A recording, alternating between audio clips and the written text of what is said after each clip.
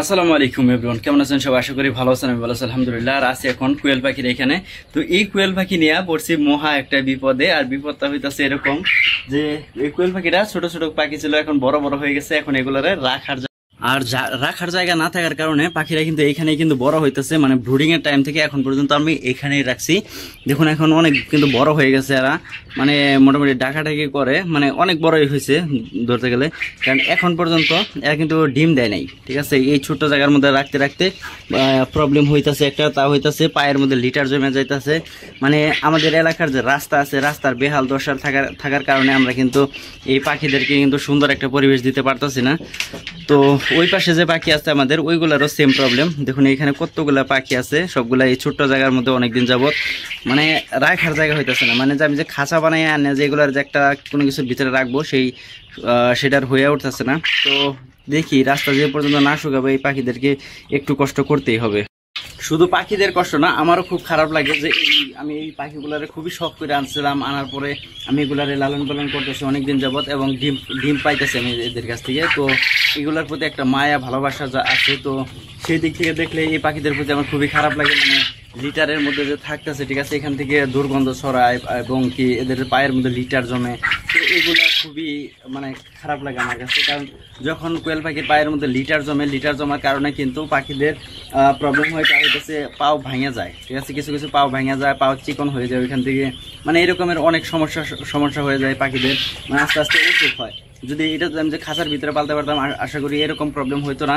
তো রাস্তা এবং যে আবহাওয়া এখনকার, তো এইগুলার কারণে মানে ওই খাঁচা বানাইয়া মানে পারতেছি না আর কি, ঠিক আছে। তো পাখিদের একটু কষ্ট করতে হবে, আমার খুব খারাপ লাগে আর কি। তাছাড়া এমনি যত যা আছে সবকিছু ঠিক আছে, মানে যে লিটার পরিবর্তন করে দেওয়া এবং খাবার পানি সবকিছু ওকে আছে। শুধু সমস্যা হইতেছে এরা যে মাটিতে থাকে বৃষ্টির দিনে, এইটাই হইতেছে মেন সমস্যা। তাছাড়া লিটার পরিবর্তন করে দিতে আমাদের কোনো অসুবিধা নাই। দেখুন লিটার কিন্তু জমে গেছে এই পাশে। মানে এগুলো 3-4 দিন পরে এরকম হয়ে যায়। মানে গরমের দিনে বিশেষ করে এরকম হয় না, তবে বৃষ্টির দিনে এই সমস্যাটা আমার এখানে বেশি হয়। মানে ঘর ভিজা থাকে, উপর দিয়ে পানি পড়ে, মানে প্রবলেম এক কথায়।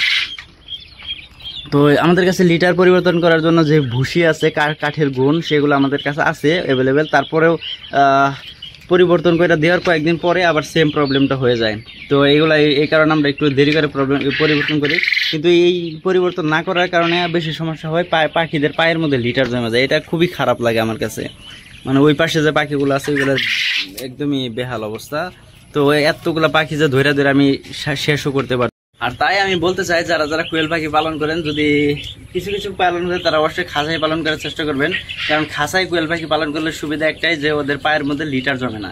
কিন্তু যখনই আপনি এগুলারে মাটিতে পালন করবেন নিচে, তখন কিন্তু এগুলার পায়ে কিন্তু লিটার জমবে। সেটা খুবই বিরক্তকর এবং বাজে একটা মানে অবস্থা। তবে লিটার পারলে হয় কি, এদের যে একটা ন্যাচারালি যে বেড়ে ওঠা, মানে এরা যে মাটির মধ্যে যে থাকে, ঘাস বনের মধ্যে থাকে, মানে ওই রকম একটা হালকা ফিল পায় যে আপনি মাটির মধ্যে আছি। যখন ওরা এরকম খাঁচার মধ্যে থাকে, তখন ওরা সবসময় একটা খাঁচার উপর মানে কি বলে নেটের উপর দিয়ে হাঁটতে হয়, ঠিক আছে। ওইটা একটু অন্যরকম আমার কাছে লাগে। মনে হয় যে এইখানে রাখলে ওরা মনে হয় ভালো থাকে সবসময়। কারণ হইতেছে ওরা এমনি তো ওরা মাটিতে থাকে, যখন ওরা জঙ্গলি থাকে, মানে আমি অনেক দেখছি পাকিস্তানি বা অন্যান্য দেশে যেগুলো ক্ষেতের মধ্যে থাকে, গম ক্ষেত, ঘাস ক্ষেতের মধ্যে থাকে, তো ওইগুলা তো মাটিতেই থাকে বিশেষ করে। তো আমার মনে হয় যখন এইগুলারা এই নিচে থাকে, তখন কিন্তু এরা একটু ওই রকম ফিল পায়, ঠিক আছে।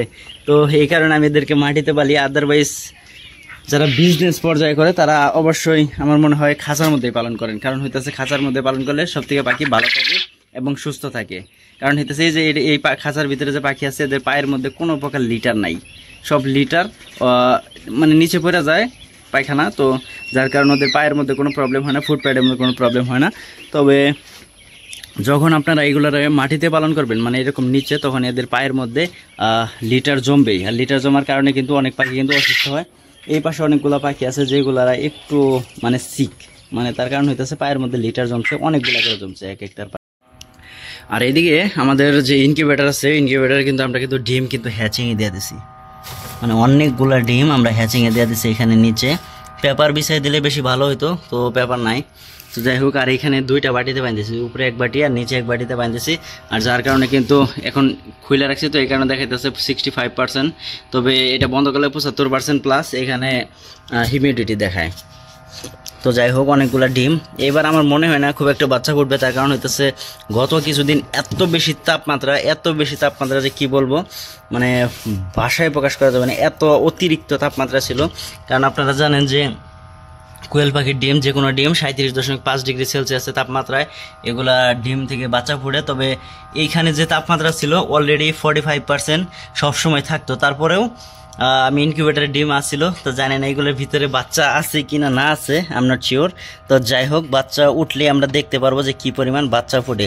আর যেহেতু এখন হ্যাচিংয়ে দিয়ে রেখেছি, আর এখন বেশি ডিমগুলা খুলে রাখা যাবে না, ঢাকনা দিয়ে রাখা দিই, তাহলে কিন্তু যদি দু একটা বাচ্চা ভিতরে বাচ্চা থাকে তাহলে ওইগুলা থেকে ওই ডিম থেকে বাচ্চা ফুটবে ইনশাল্লাহ।